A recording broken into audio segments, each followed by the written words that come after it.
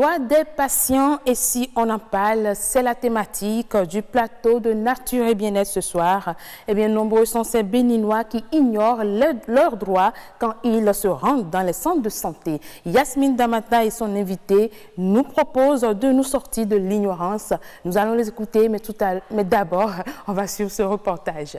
Ai doto kuyoyi amando kwea John wena wa witao akale do kweo doto le de supo etole no do patience na do yimea ina no mesunwe ina do wezunji ina do no ejro ile do e donc à la fin des comptes nindo wesu me remetwe wa yindo arinya dogbura no kwedeo ana gba damakaya dogbura no na wawi.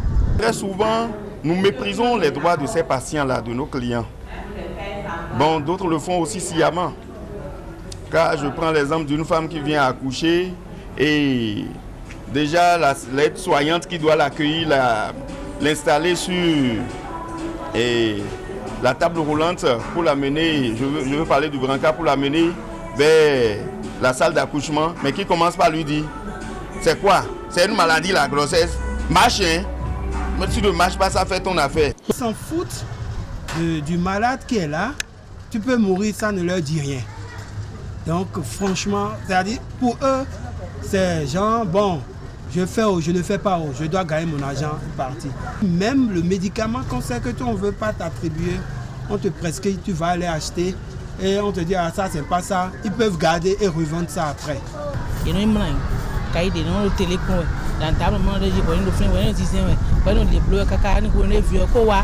Asamen bio ebe de na wai ni le supeto ejero jiti be buhambo edo jimi de wa dalo mi otuche wazia dogomanji be egbe town eso to gbe town no jimi de mi kunle nto jimbe na mo si lo ta ruwe mi de kunu kwa masine mi o be do mo town do egbe nsin ko mo so jibiro funi a patente la gunu e wai de ka wa fini o san mewe wa chokancho yi ni ganji bon jibiche a mo jindo jibiche. Je vois nos sœurs qui ne sont pas lettrées subir des atrocités. Moi, je peux vous dire que les traitements dans les milieux hospitaliers sont vraiment, ça laisse à désirer. Mais on n'y peut rien. Même quand tu dis à ces sages-femmes-là, non, vous n'avez pas le droit de faire ça. Elles le font quand même. Parfois, on se demande si réellement elles ont appris leur métier. Des femmes qui en allant accoucher, meurent à cause de ces mauvais traitements. Ce n'est pas bon. Les enfants qui sont dans le ventre sont traumatisés. Non, c'est des violences contre ces femmes-là. J'ai le droit d'être bien accueillie, bien servie et bien conseillée, bien traitée aussi. Il faut vraiment qu'on les informe et qu'on les forme. Il faut maintenant passer à l'acte de sanctionner vraiment.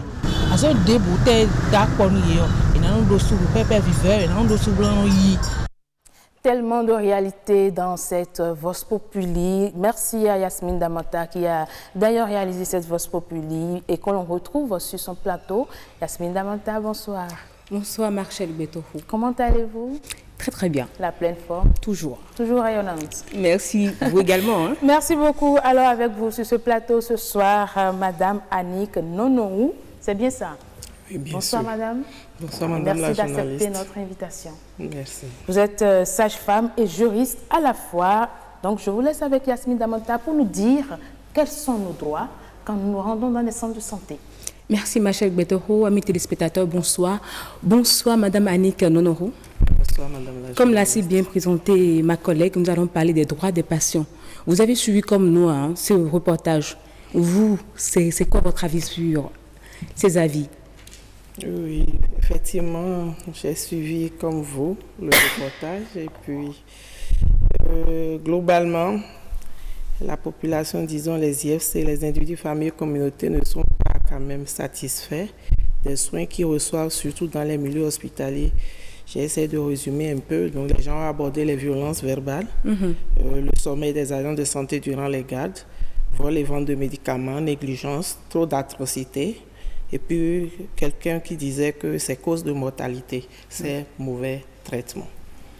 Et je pense que s'il faut être honnête, on pourra dire que la population a tout dit, hein, parce que effectivement, quand on parle de décès, quand on cherche les causes profondes, soit il y a eu inaction, et quand on dit il y a eu une action, ce n'est pas nécessairement que l'agent de santé ne veut pas travailler, peut-être qu'il n'y a pas les ressources humaines, les ressources matérielles, les ressources financières. Comme il peut y avoir une attention ou incompétence, s'il n'y a pas de formation continue, de développement professionnel continu, ou peut-être qu'il y a eu de maladresse ou de négligence.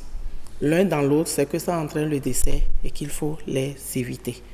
Donc je pense que s'il faut vraiment réduire la mortalité maternelle, néonatale, infantile en milieu hospitalier, c'est qu'il faut donner des soins vraiment humanisés, fondés sur les droits humains. Et quand on parle de droits humains, le patient étant un être humain, on pourra parler des droits des patients. Vous êtes sage-femme, n'est-ce pas? Oui, je suis sage-femme. Vous en êtes conscient? Bien sûr. Vous êtes d'accord avec ces avis? Je dirais oui, même si certaines collègues ne seront pas d'accord avec moi. Et je pense qu'en étant sage-femme, je sais dans quoi elle vit, je sais quels sont nos problèmes.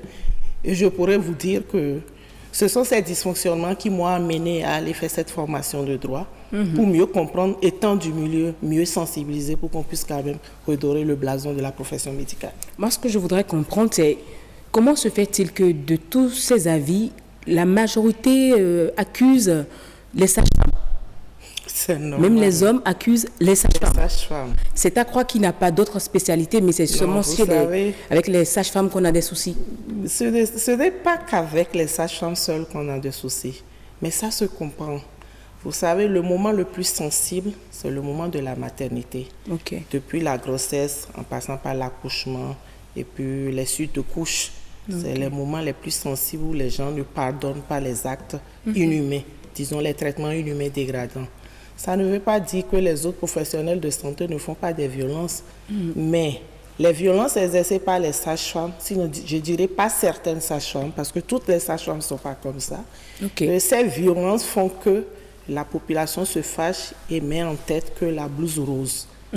Les violences, elles sont perpétrées par tous les professionnels de santé. Je peux poser une petite question? Oui, allez-y. Est-ce que dans votre formation pour devenir sage-femme, il y a un volet qui prend en compte la psychologie du patient? Il y a un volet qui prend en compte la psychologie, mais pas en profondeur. Je ne parlerai même pas de la psychologie. La psychologie, encore, c'est tout précis. Mais il faudrait qu'on enseigne réellement les droits humains au cours de la formation des professionnels de santé en général et des sages-femmes en particulier. Donc, est-ce que ça dit que les agents de santé ne maîtrisent pas le droit des patients? C'est ce que je dois affirmer. Même s'ils ne sont pas d'accord, ils pensent maîtriser les droits des patients, mais il suffit de les écouter un peu. Dans leur langage, vous constatez qu'ils ne maîtrisent pas les droits. Parce qu'actuellement, les systèmes de santé africains, je ne parlerai pas du Bénin seul, continuent d'appliquer le paternalisme ou le terrorisme médical, alors qu'on parle de modèle humaniste des soins. Mais quand tu ne connais pas les droits des patients, comment tu peux les respecter? On pense faire des soins de bonne qualité, mais quand on y va, le patient est traité comme un objet et non comme un humain. Et tant que le patient est traité comme un objet, dans le modèle paternaliste comme le modèle terroriste, c'est qu'on dira que les soins ne sont pas de qualité. Vous ne connaissez pas les droits, ou soit vous les connaissez, vous les brimez. Et je pense que personne ne voudrait aller en prison. Donc la majorité de ceux qui briment les droits ne les connaissent pas réellement. Alors quels sont ces droits? Quelques droits que vous nous citer? Oui, je pourrais vous parler un peu des droits fondamentaux des patients. Oui. Ils sont au nombre de 10. Il y a déjà le droit à l'information, le droit d'accès, le droit au choix, le droit à la sécurité, le droit à la confidentialité au secret professionnel, le droit au confort, le droit à la dignité, le droit à l'assurance et aux avantages sociaux, le droit à la continuité des soins et le droit d'exprimer son opinion.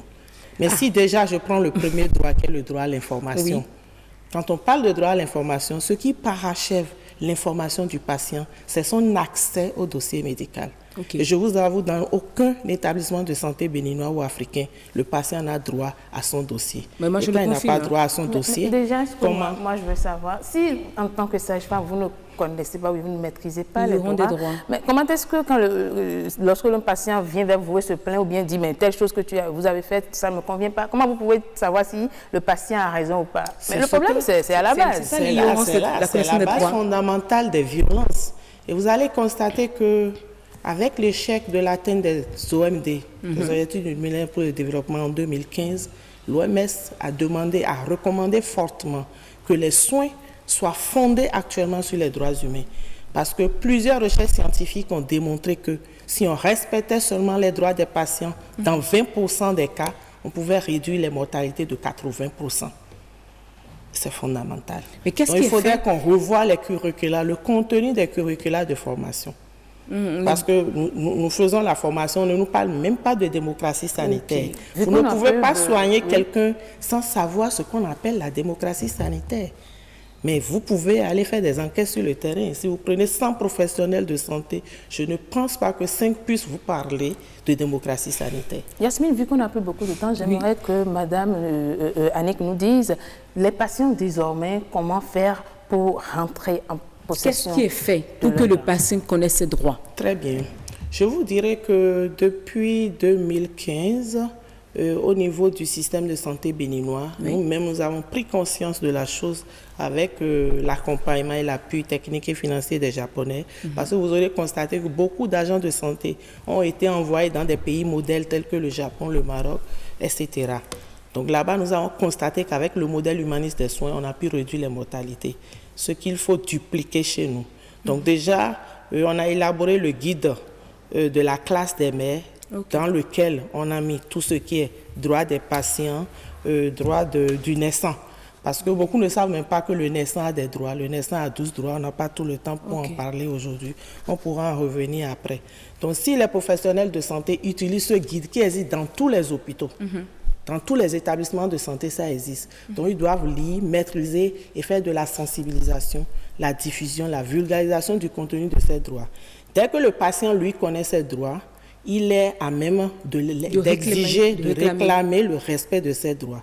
Et quand les droits ne sont pas respectés, quand on a installé des registres que nous appelons soins maternels respectueux, les registres SMR, normalement, chaque patient qui sort d'un hôpital devait dire ce qu'il pense des soins qu'il a reçus. S'il est content ou pas, s'il est satisfait, non satisfait. Il y a des degrés de satisfaction. Et tout cela doit être exploité par les professionnels de santé pour qu'on en déduise quels sont les mauvais comportements, les mauvaises pratiques qu'il faut éliminer et quelles sont les bonnes pratiques qu'il faut continuer. Merci Madame Annick Nonoro. On a envie de continuer ce plateau, mais le temps qui nous est imparti est fini. Retenons juste que les agents de santé sont ignorants des droits des patients. Le mot ignorant est trop fort. Un peu trop fort, mais ils méconnaissent, je préfère qu'on ils méconnaissent les droits des patients, d'où c'est compliqué de faire respecter ces droits.